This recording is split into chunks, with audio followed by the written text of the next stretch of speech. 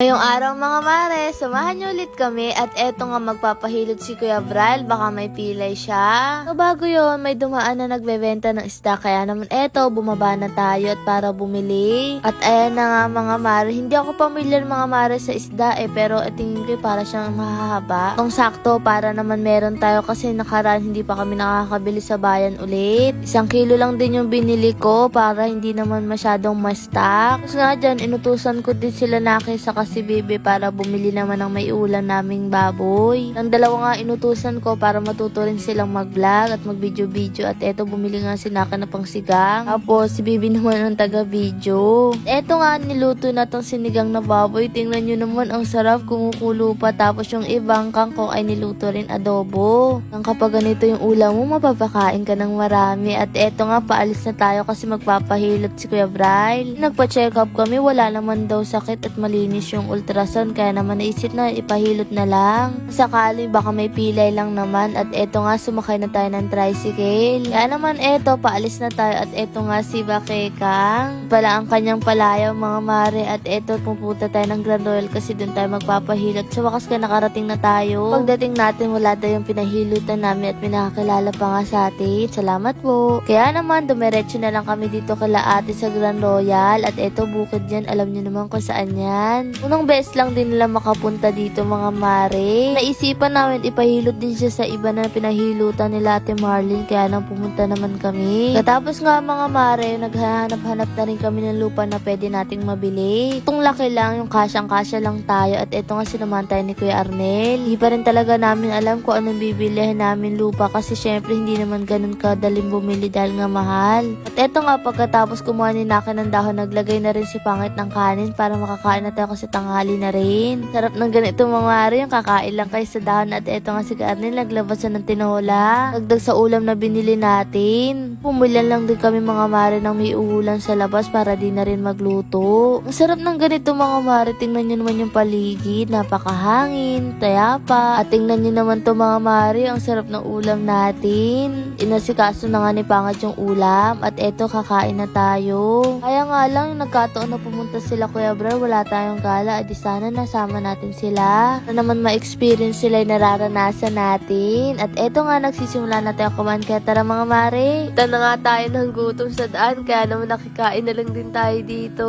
Alam nyo ba mga mare, meron na naman tayong bagong TV.